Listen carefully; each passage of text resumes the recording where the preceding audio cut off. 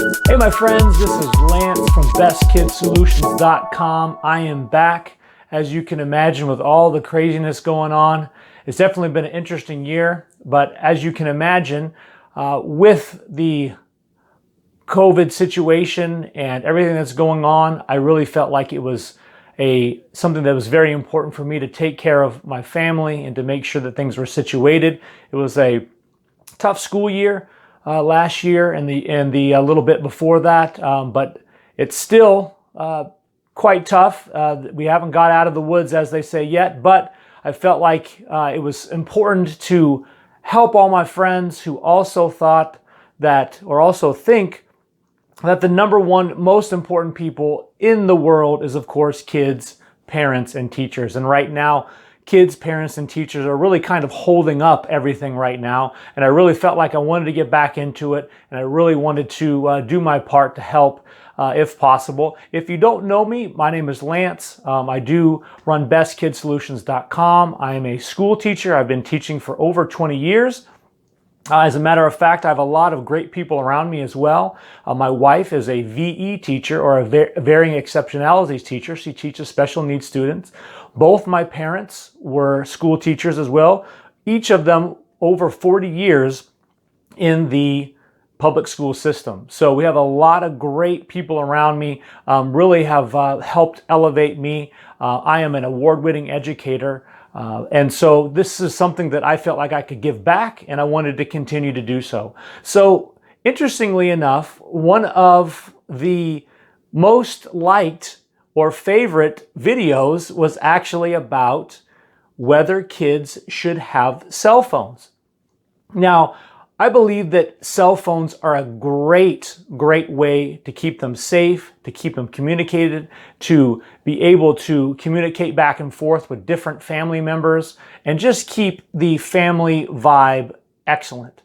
But there are also some concerns. And so these are the 5 reasons why a child should not have a cell phone. And what's funny is that most of the comments that I've been getting on this video are from kids saying, see, Mom, Dad, even Mr. Lance thinks that you should have your own phone. And I do. And I think that with careful guidelines and requirements and being able to understand what the do's and the don'ts are, I think that's fine. But I did want to give some reasons why we have to be careful with phones and why some people may feel like it is not the right time for their child to have a phone. So the very first one is that the number one thing that you have to remember is that in my recommendation, I said a phone without any social media apps.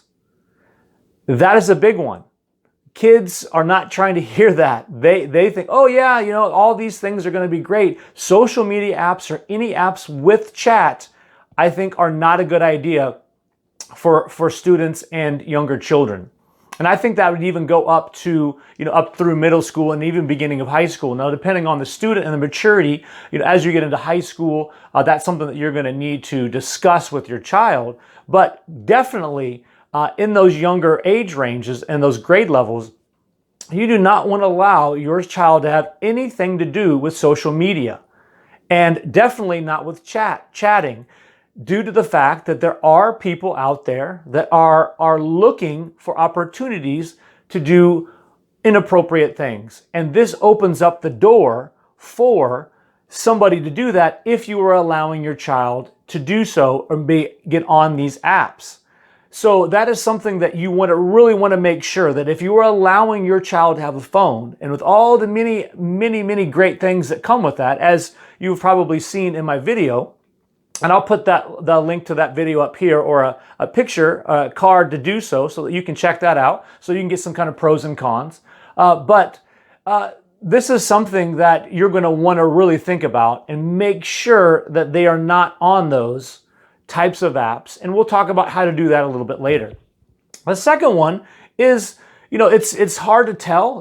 I'm big into health. I've read a lot of information. It's hard to get studies on this, but there is some information to say that having a cell phone, due to the radiation and other things that go along with that, can be unhealthy for a child, especially a growing child. And so it's difficult to say how that works. I mean, obviously, if the child has it in their book bag, 99% of the time, and they're using it very quickly, it's one thing. Obviously, a business person having it on, attached to their ear 24/7 is a different thing.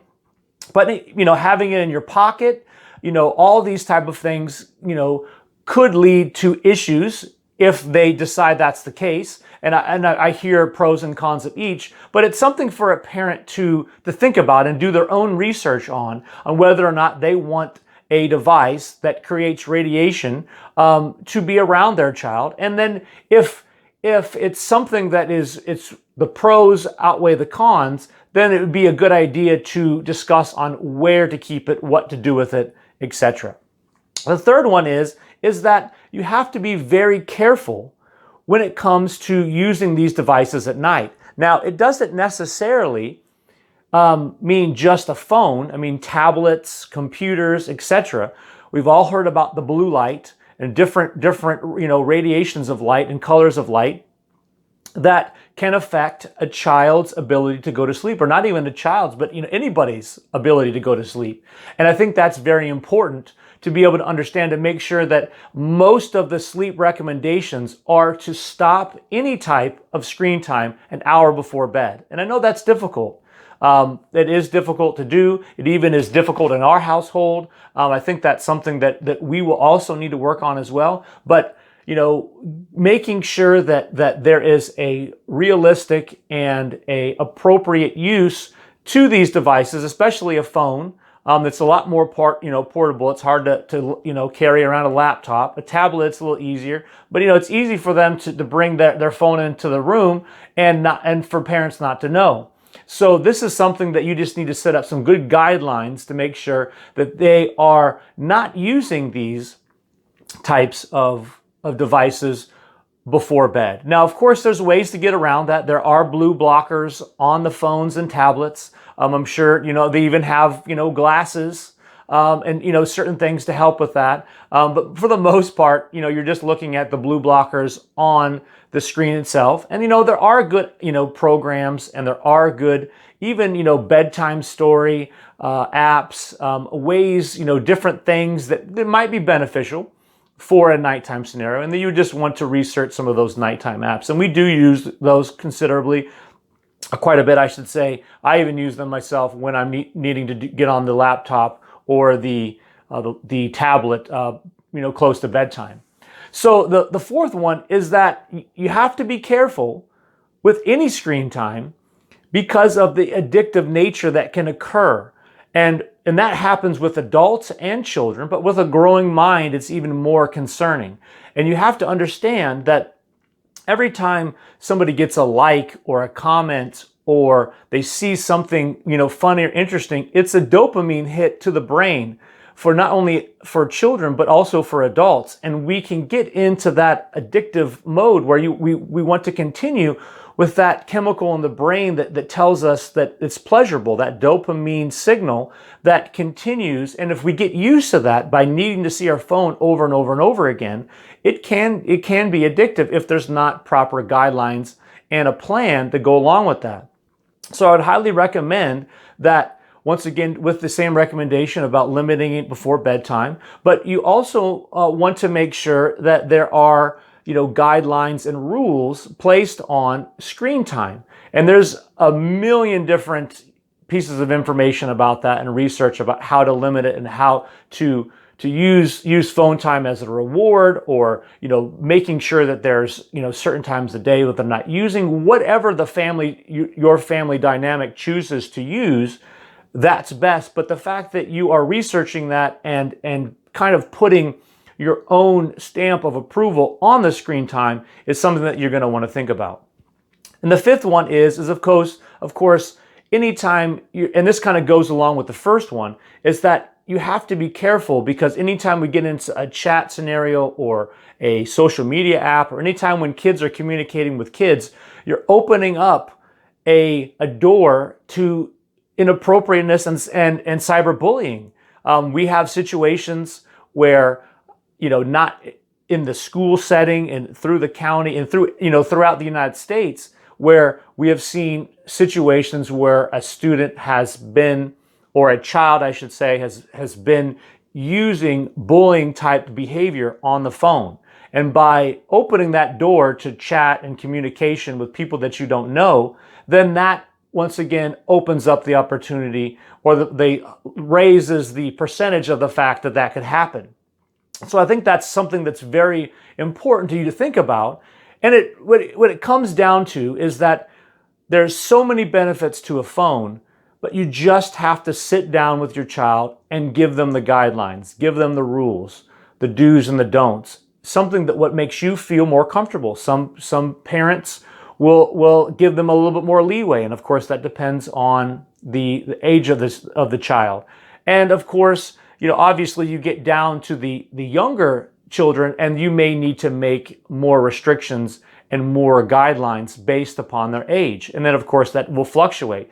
But these 5 here that I'm discussing, I think are a great starting point for you to set these guidelines and procedures for using a phone if you decide that that is what's best for your child. Now, a couple of the things that will help is what is called Google Family. Google Family is an app on the phone that helps you to monitor these guidelines and these rules that you have, that allows you to cut some of the screen time down, allows you to also monitor and restrict different apps. All these things are really, really helpful that will allow you to make sure that your child is getting into a situation where they're getting more of the benefits of the phone, and you're keeping majority of the negatives of the phone off by using something like Google Family. I think not YouTube, but Apple uses screen time. And that's something that, depending on what type of phone you have, you're going to find an app. And it goes all the way up to, from having a GPS on the phone, so you always know where your child is. Using some of these apps on the phone to your benefit definitely helps. And being able to restrict apps, which is one of the big ones that we've discussed, restrict and monitor screen time. Some of these apps solve all the problems. And so Google Family is a great one. Screen time for Apple is a great one. And then the other solution is you get all of the benefits of a phone, but without any of the drama, and just get the kid a flip phone. Now, I know that sounds super 80. I remember my Razr, flip it up. It was super cool. I didn't know any better. I didn't know what was, this was back in the day. But a flip phone gives you all that benefit, or most of the benefit, I should say, without any of the problems with the apps and the screen time. And it allows you to communicate in an emergency. Now, obviously, a flip phone will restrict some of the benefits.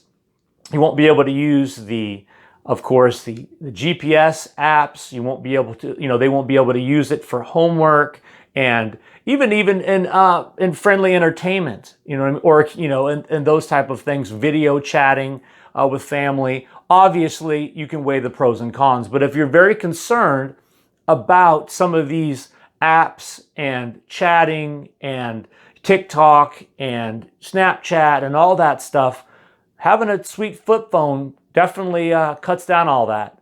So that's something to think about. Now, if you're interested in getting some more information on the apps that are definitely a concern for parents and for children, I definitely recommend going and checking out bestkidsolutions.com and find the article, Should Children Have Phones? And it'll be right there in the tech and toys app, or I should say category. And check that out, because it gives you all the lists of the apps that students and children should not really have on their phone. And that was recommended by many of the police departments around the nation, based upon the possibility of kids misusing them, or other people being able to communicate with your child inappropriately. And so check out that, bestkidsolutions.com. I appreciate to all the people that have subscribed, even though I've been been out a little bit. I really appreciate it. I'm planning on getting back into the mix here, posting regular videos. If you have anything that you would like me to talk about, please put them down in the comments. Like I said, I have a wealth of information around me. If I don't know it, my wife will know it. If my wife doesn't know it, one of my parents, like I said, have been in the game for a long, long time. I have a slew of amazing professionals that I work with. Use this information and let us help you with some of these questions that you have. And because, as you know, we really do think that the most important people in the world are kids, parents, and teachers. And if I can help even a little bit with those great folks, it's absolutely my pleasure. So thanks for watching, and check us out in the next video. Thanks.